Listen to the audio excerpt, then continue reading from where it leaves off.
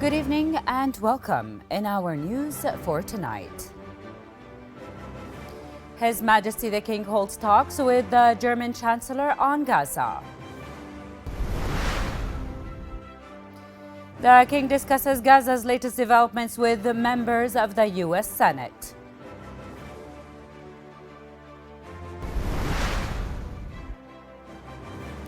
And Israeli occupation forces carry out 9 massacres across the Gaza Strip in the past 24 hours. Those were our headlines, and now for the news in details. His Majesty the King held talks with German Chancellor Olaf Scholz in Munich today.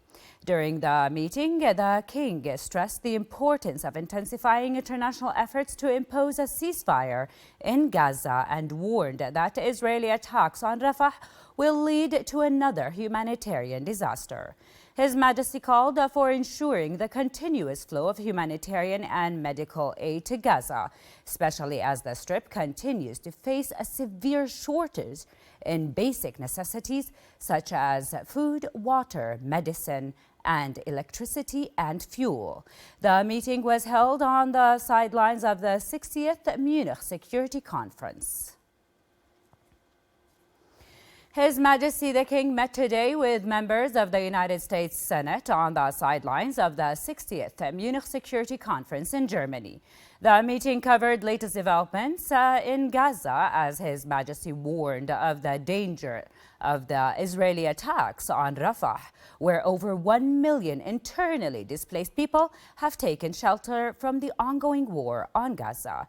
The King urged the international community to step up efforts to reach an immediate ceasefire in Gaza to protect civilians there and ensure sustainable delivery of humanitarian aid to the Strip. His Majesty reiterated Jordan's rejection of attempts to displace the Palestinians internally or externally, noting that such attempts would be in violation of international humanitarian law. His Majesty King Abdullah held separate meetings in Munich with the Prime Ministers of Iraq, the Netherlands, and Slovenia, as well as the President of the Iraqi Kurdistan region.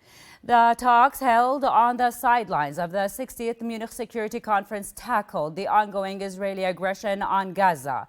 His Majesty reiterated the need to stop the war on the Strip and ensure the delivery of relief aid around the besieged enclave to prevent further deterioration of the catastrophic situation there. The King reaffirmed the need to maintain support for UNRWA to enable it to undertake its relief role within its UN mandate.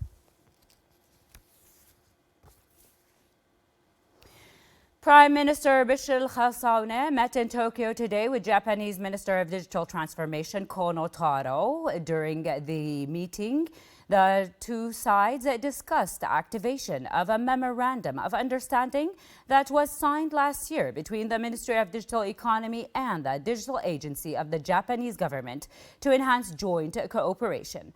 The meeting also tackled efforts to open markets for companies from the two nations and leverage skilled human resources.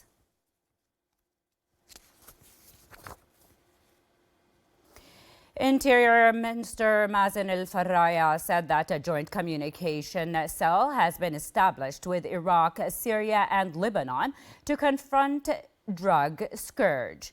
In a press statement following a quadripartite meeting held in Amman today and attended by Syrian, Iraqi and Lebanese interior ministers, Al-Farraya said that the communication cell includes liaison officers to follow up information and track shipments until their final destination. Al-Farraya added that the Joint Communication Cell aims at exchanging expertise and discussing cooperative strategies for addressing and battling the drug phenomenon. Gaza's health ministry said that Israeli occupation forces carried out 9 massacres across the Strip in the past 24 hours, in which more than 83 people were killed and at least 125 others injured. The ministry said in a statement that the largest functioning hospital in the Strip, Al-Nasser Hospital, was under siege after Israeli occupation forces stormed the medical complex, leaving patients and doctors helpless in the chaos. It added that 5 patients at the hospital died in intensive care as a result of power shortages and the cessation of oxygen supply. The ministry said that Israel's air and ground offensive has killed more than 28,800 people and wounded at least 68,600 since the war started on October the 7th of last year. And that's the end of the news for tonight. Thank you for watching.